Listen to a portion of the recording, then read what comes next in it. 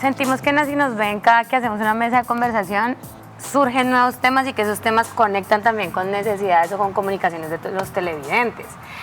Por eso hoy me rodean directores de cine, docentes y trabajadores de la industria audiovisual para discutir un tema que flota frecuentemente, y es la diferencia quizás o convergencia entre cine, televisión, internet digital, nuevos medios, transmedia. Esto es como que para los televidentes es imágenes que veo cuando quiero y puedo y porque me interesa. Entonces yo quiero empezar, Miguel, puede ser que nos converse un poco cómo funciona en tu cabeza de director, de trabajador de la industria audiovisual, esas diferencias entre cine, televisión, internet, lo digital, nuevos medios. Mira, hay algo que se llama el lenguaje audiovisual. El lenguaje audiovisual tiene que ver con lo que se ve y con lo que se escucha. El lenguaje audiovisual, se podría decir, pero no es cerrado, digamos que tiene que ver con el surgimiento del cine, aunque antes había teatro, había ópera, había ballet, había muchas otras cosas, pero digamos que como tal se lo entregamos al cine como su origen. Y de ahí en adelante los otros medios van tomando de él. Entonces existe como una especie de hermandad, una relación filial. Hay algo que es lo que definitivamente los diferencia, y es el soporte en el cual ves el trabajo terminado. Cada uno de ellos tiene sus propias especificidades. No es lo mismo ver una película en un celular en la calle que verla en la casa, en un sofá, y no es lo mismo verla en una sala de cine. Yo creo que al final lo que termina diferenciándolos, más allá de otro tipo de cosas, pero lo que termina marcando la diferencia radical es dónde ves lo que quieres ver. Porque cómo lo ves sí determina la experiencia perceptiva. Hasta ahí diría yo. Pero... ¿Cómo lo ven ustedes? Porque creo que ese es un punto de partida interesante para ver hacia dónde va la discusión. Yo realmente comparto que el lenguaje es el mismo, pero que culturalmente hemos cambiado los espacios de percepción. Sí, lo hemos cambiado, y hoy esos nuevos formatos o esos nuevos espacios de disfrutar el mundo audiovisual es, digamos, más independiente. Al cine hay que ir. Al cine, a la televisión hay una parrilla a un horario. Pero ahora, con el mundo del streaming, la audiencia, la televidencia, el perceptor es libre de escoger día, hora y cuántas veces va a ver. Es más libre, es menos sometido a la dictadura de el sistema de cine, de la gran pantalla, que te exige más tiempo, una dinámica cultural que cada día se hace más difícil, y el mundo de la televisión está quedando en el computador. Mientras que en el televisor, en la pantalla de tu casa, que ya no hay pantalla chiquita, tienes la oportunidad de volver, de repetir, de comentar, de hacer el stop motion ahí tú mismo, y eso es muy rico. ¿Cómo lo ve Mauricio? Porque además Mauricio tiene la oportunidad de cada año que le cambia un poco la percepción, porque tiene estudiantes en formación de cine. Sí, nosotros pues nos ha tocado ahí como aprender un montón de cosas. Lo más interesante de estar junto a estudiantes siempre es pues aprender mucho de ellos, ¿no? Y entonces en esa medida el primer choque fue ver todos estos chicos que están, por ejemplo, como lo decía Miguel ahora, acostumbrados a ver una película en 2X y en el teléfono, ¿no? Y como que, Dios mío, Tarkovsky en 2X, por fin, ¿no? Por fin. Otros moríamos, ¿no? Como, ¿por qué? Pero no hay otro remedio que entender que el hardware va a cambiar un montón, que cambia el tamaño de la pantalla, que cambian las X, cambia las Ks también, ¿no? En qué resolución, más grande, menos grande, en fin, pero al final el cine es uno solo. Y entonces nosotros le apostamos a pensar que, por ejemplo, nos gusta pensar que TikTok puede ser un escenario para micrometrajes, ¿sí? Y que el micrometraje pues es importante como lenguaje y es de nuestra época, pero también de 1800, digo, uno podría ver Lumière también como en TikTok, ¿no? Claro, por supuesto. O Alice Guy, que me Sí. gusta mucho revisarla, ¿no? En nuestras clases nosotros, sobre todo, tratamos de refundar ideas que parecían como ya cerradas. Y, por ejemplo, a mí me encanta presentar a Alice Guy como la verdadera fundadora del cine, ¿no? Y tenemos una mamá y no tenemos un papá del cine. Y eso como que te abre los ojos otra vez y bueno, ¿y quién era Alice Guy, profe? ¿Cómo así? ¿Qué pasó? No, pues mira, es una chica que estaba embarazada haciendo películas al lado de Lumière, pero él no se la aguantó y ella se fue y empezó a hacer películas también sobre afros que no estaban incluidos en las películas. Y, uy, ¿cómo así? ¿Por qué no sabíamos esto? Bueno, pues para eso es que tenemos todo esto ahorita al alcance de la mano, ¿no? La memoria audiovisual. Edwin, ¿cómo lo ve? A mí algo que me parece interesante sobre lo que he escuchado los compañeros es, se ha planteado también la forma como se hace y para dónde se hace y también la forma en cómo se consume. Y creo que todo esto último termina afectando los contenidos que se están haciendo para las diferentes plataformas. Hoy esa línea yo la veo muy difusa, como antes estaba muy claro que se iba a cine a ver una película y había una disposición de todos los sentidos en entrar en un discurso con la plataforma. Hoy en día vemos jóvenes viendo una película mientras chatean y resulta que la ven, chatean y la entienden. A mí me cuesta mucho trabajo, yo o me la estoy viendo o estoy chateando, pero no lo puedo hacer. Pero las dinámicas de consumo han cambiado y eso es una muy buena reflexión para nosotros como realizadores. ¿Cómo nos adaptamos a esas dinámicas? Porque creo que si algo ha tenido el cine o la narración audiovisual es la capacidad de transformarse. Por eso no muere con la televisión, por eso aún no muere con el streaming, pero creo que ha sido una de las estocadas más duras que hemos visto, porque definitivamente los números en las salas nos han dicho la gente no está yendo allá, está prefiriendo verlo en sus celulares, en sus Smart TV, donde sea, incluso en el transporte público.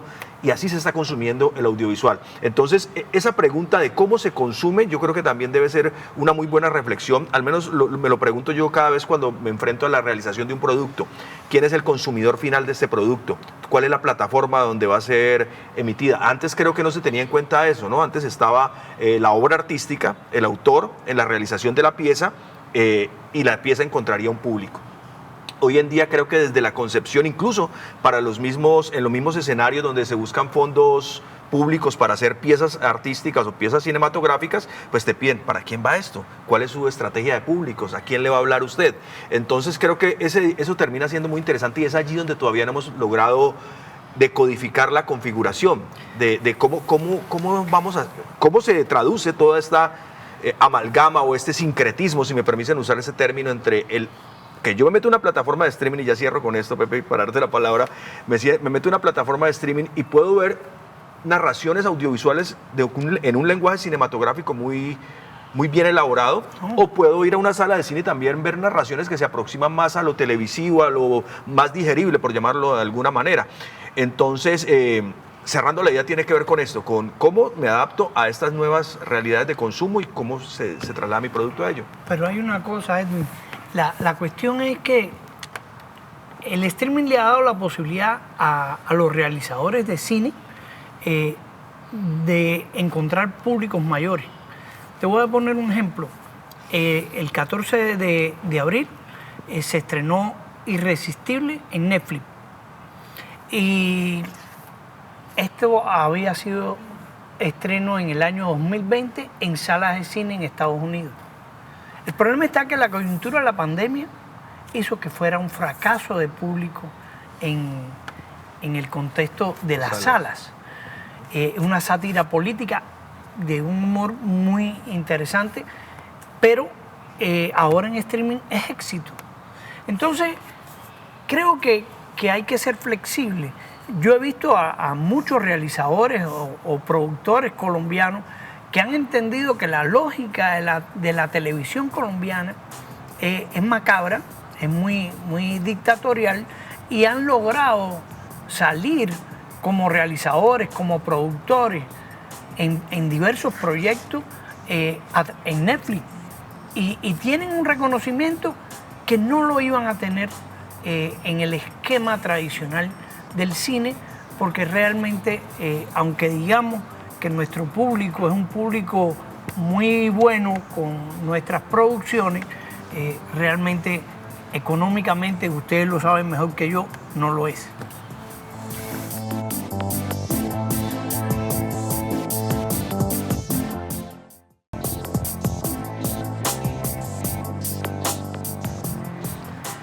Mira que ayer estuve en cine. Yo consumo al día 1 o 2 películas, o en plataformas, o en DVD, o que tengo guardada, o en cine. Consumo películas todo el tiempo, además hablo en distintos sitios de cine, yo estoy consumiendo todo el tiempo. Ayer estuve en cine, me senté con el gerente de la sala a la que estaba yendo y me decía, en este momento ya hemos alcanzado el nivel de 2019. Las cifras en 2019 eran altísimas y el volumen de trabajadores que tenemos está al nivel de 2020 porque hubo que reducirse. Es decir que la idea que nos lleva a creer que un medio suplanta el otro no siempre es cierta. Hay una tendencia, no sé si es porque somos colombianos o porque el planeta y los seres humanos nos gusta tener las cosas muy claras y tener claro que el rumbo es este o es este. Y creo que estamos en un momento de coexistencia en el que estamos demostrando que la existencia de muchas plataformas y de muchos medios nos permite a todos encontrarnos no solamente con una preferencia, sino con muchas preferencias a la vez. Y creo que el hecho social del cine, de ir a la sala del cine, sigue siendo necesario, más en sociedades como las nuestras, donde lo público o no existe o puede ser peligroso y agresivo. Entonces, el cine para los latinoamericanos y los colombianos tiene además otra importancia. El hecho perceptivo del disfrute de aislarse como el hecho social de poder asistir y compartir algo que parece público. Entonces, dentro de eso, los números nos llevan a plantearnos que puede que todo siga existiendo y bienvenido sea, y más complejo y más rico para los que trabajamos y enseñamos lo que tiene que ver con lo audiovisual. ¿Cómo lo ve Mauro? Claro, ¿no? Y digamos, es un momento muy bonito como lo marca Miguel, porque antes podía ser que, bueno, yo no tengo el bagaje y la experiencia de por allá tan atrás de haber estado con un cine, como un modelo, un lugar donde queríamos estar todos. Tuve una añoranza, pero tardía un poco, ya está ya desapareciendo el 35 y las grandes salas. Esta misma sala donde estamos rodando era una maravilla de sala para venir a ver cine, pero a mí me tocó ya en la caída, ¿no? Y cuando desapareció decíamos, bueno, se fue el cine, pero resulta que no. Resulta que no desaparece de ninguna manera. Y tal vez, claro, ya no hay congregaciones multitudinarias con filas como en el CID. Yo les digo a mis estudiantes que cuando yo vi el primer Spider-Man en el centro de Cali, en el Teatro del CID, no hacía falta 3D, porque la pantalla era tan grande, pero tan grande que uno sentía el viaje, ¿no? Y ahora ellos lo tienen con una tabletica o de repente con unas gafas VR. Nosotros trabajamos mucho en la universidad una idea del cine expandido que propone, pues, no olvidarnos de eso, toda la dimensión sinestésica, por ejemplo, del cine y toda su potencia, que muy bien, por ejemplo, Marvel aprovecha, ¿no? Y uno ve grandes producciones con todos los estímulos posibles, un sonido fantástico, ¿no? Que uno añora ver las imágenes sonoras, digo yo, en la sala y disfrutarlos plenamente, pero de repente ahora puedo ponerme unos audífonos y tener Spatial Sound y unas gafas VR y girar y que el sonido se mueva conmigo, ¿no? Y tener una inmersión. Entonces, en esa medida, pues es responsabilidad nuestra también entender que hay un cine que sigue avanzando, que sigue creciendo, que se sigue transformando. Si algo nos enseñó el cine siempre es, pues, que es un juguete que es capaz de renovarse, ¿sí? Se puede volver a armar. Yo siento de todas maneras también escuchándolos que tiene que ver mucho con lo técnico, ¿cierto? Entonces como que cuando lo técnico hizo la transición, el lenguaje también y las maneras de ver cambiaron. ¿Cómo ven ustedes esa transformación de los contenidos en el cine, en la televisión, en el streaming? A mí me gustaría contar frente a la experiencia que tuvimos acá en el Telepacífico y la serie que rodamos que se llama Labels, que es un ejercicio interesante de cómo podemos para la televisión aproximarnos a ese lenguaje. Un poquitico de contexto para los televidentes. Si se quería, el cine era algo elitista. en términos de realización. En términos de realización obedecía a unas prácticas muy costosas, técnicas y a unas capacidades artísticas que pues para acceder a ellas no había muchos lugares en el mundo. Entonces eran unos autores que o se creaban por base de experiencia en rodajes o simplemente iban a las universidades y eran unos cuantos pocos, director de fotografía, de arte. Entonces era un arte elitista que pertenecía a las salas. Con la democratización de la imagen, con la llegada de la televisión y ahora con los celulares, pues uno encuentra maravillas. Incluso en las nuevas redes sociales, estamos hablando acá fuera de micrófono de TikTok, que seguramente lo tocaremos ahora, donde ve una intuición en los narradores a crear elipsis temporales, a crear esas cosas propias, metáforas que son propias del cine y quizás ni se dan cuenta que lo están haciendo y sus contenidos funcionan allí. Que en el caso que tuvimos con Labels al presentar el canal Telepacífico es muy diferente hacer una producción para una sala de cine en términos de costo y tiempo. Para los espectadores una película más o menos se demora entre 3 y 5 años aquí en Colombia en realizarse. El mismo Hollywood, que tiene todo el dinero del mundo, lo hace en 2 años quizás. Nosotros debemos ejecutar proyectos en 6 meses. Entonces, ¿cómo funciona eso? ¿Cómo nos adaptamos para tener narrativas audiovisuales con un lenguaje cinematográfico que se adapten a la pantalla? Ese fue el ejercicio. Pero se ha aproximado y eso nos ha permitido llevarnos a tener retos. Esa escasez o esas limitaciones lo obligan, creo que lo dice Robert McKee, lo obliga a uno a tener más habilidades creativas. Pues si no tengo los recursos, ¿cómo soluciono?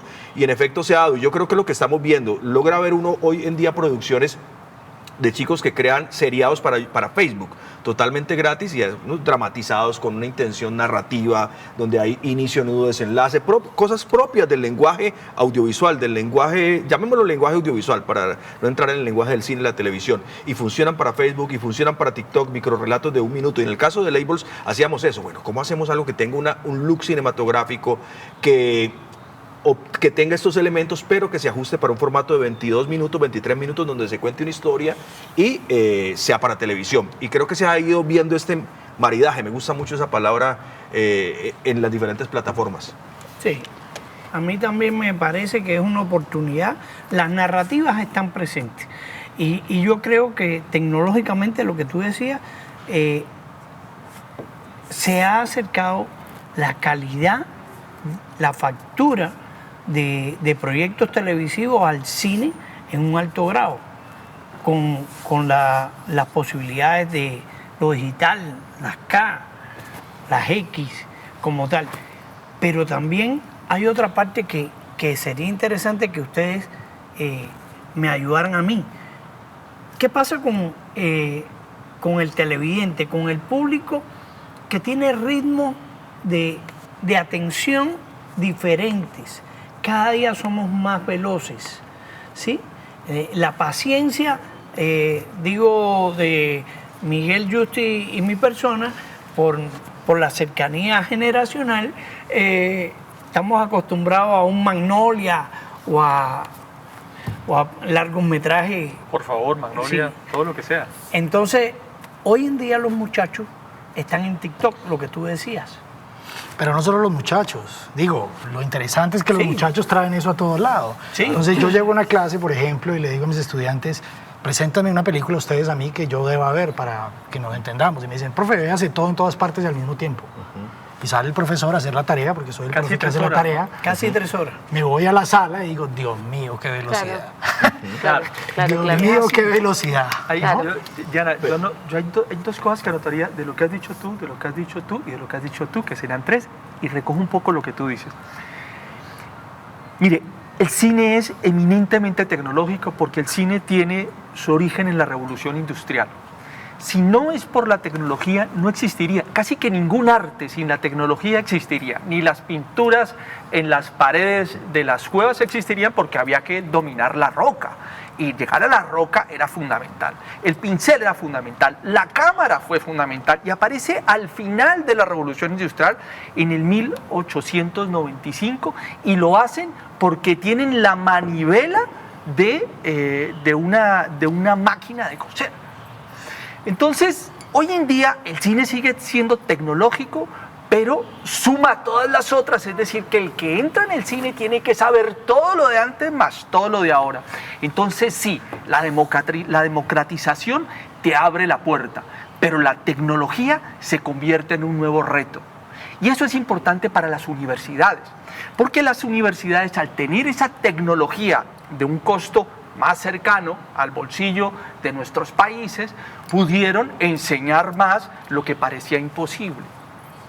Entonces, aquí viene lo del TikTok, porque es importante para todos, porque es que entramos también no solamente en una cuestión estética, sino en una cuestión de mercado. Y el mercado entiende la tecnología y vende mejor con ella.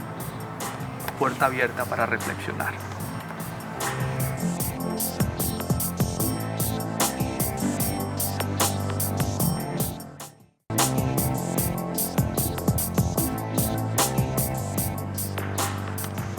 Ahí aprovechando como esa puerta que nos abre Miguel, de todas maneras es un panel de un montón de profes, ¿no? Que estamos aquí hablando del cine de una manera súper teórica, sin toda la energía que tiene. Voy a decir que en otro lado de esa misma versión está Kluge diciendo que no es el resultado de la industrialización, sino es el motor de la industrialización. ¿Cuál? El cine. El cine. Claro. El cine ya existía, nuestra imaginación ya está Sí, en sí. la cabeza, súper potente. Es muy bonito. Y es la que nos dice, hay que hacer otra cámara, hay que hacer una cámara. ¿Qué tal hacer un teléfono que no sea teléfono y que tenga una cámara metida, ¿no, profe? Sí, claro. Ya hoy tenemos la cámara, ya no la cargamos así como antes. La tenemos aquí en el celular. Esto es una cámara. Se hace cine con esto. No, y se ha llevado a pantalla grande y se ha llevado a festivales, cosas hechas con celulares. En el caso de Tangerine, de este director, creo que es canadiense, es una película hecha con celular. Y precisamente eso me parece oportuno para decir algo que hablamos afuera de micrófonos. Estamos en el mejor momento, o sea, nunca antes habíamos tenido tantas ventanas, tantas opciones, tantos públicos dispuestos a consumir contenido audiovisual. Hoy en día las plataformas de streaming lo que han hecho es generar una disposición a las personas los fines de semana, cuál es la serie que me voy a ver, cuál es la película que me voy a ver, y eso me parece que termina siendo, bueno, más allá de ser un problema, termina siendo antes, creo que una ventaja, simplemente para que quienes estemos dispuestos a adaptarnos a esas diferentes dinámicas, pues tengamos ventanas en las cuales hacer nuestras producciones, y seguramente al otro lado hay un público dispuesto a ver ese tipo de contenido que uno puede realizar. Edwin, fíjate que yo quería contar esto aquí porque es bien de la misma sensación. Cuando entramos en pandemia, nosotros como profes en la universidad, todos en crisis, toda la humanidad, todo el mundo en crisis, ¿y el cine qué hizo? Pues de una digo, venga, aquí estamos. Nosotros podemos responder a esto muy fácil. Con nuestros estudiantes hicimos una película en los primeros 15 días de la pandemia desde casa. Se llamó Cine 19 y lo que hicimos fue, pues todos los chicos estaban súper deprimidos porque se acabó la vida, ¿no? Y no, pero podemos ver una película desde la casa y tenemos 40 productores cada uno en su casa. Bueno, hagamos una película juntos colaborativa y el cine es capaz de hacer eso, ¿sí? Solo el cine, digamos. Como siempre nos encanta poner lápidas. Dicen, el teatro iba a morir y sigue habiendo teatro, bendito sea. Y los actores de teatro los ponemos en cine y son impresionantes, las mejores voces. Bueno, mire, retomando lo que tú decías, yéndonos más hacia atrás, el cine siempre existió. Entonces, cuando uno empieza con la teoría de qué es el cine, te dicen, no, es que el cine es el pensamiento, porque el ser humano piensa en cine, en imágenes y en sonido y edita, y cada parpadeo es un corte, y uno enseña eso en clase. Es muy difícil que algo como el cine desaparezca, no importa el desarrollo tecnológico. ¿Por qué? Porque es que somos cine. Somos cine. Vemos películas en nuestra cabeza, yuxtaponemos, traemos una cosa de un lado y otra y la pegamos, y eso es edición. Sí. ¿Estamos en el mejor momento? Claro que estamos en el mejor momento, porque hay más opciones para ver pantallas. ¿Y sabe usted qué es lo que pasa? Que cada vez que vemos una película es una opción ante la vida diferente.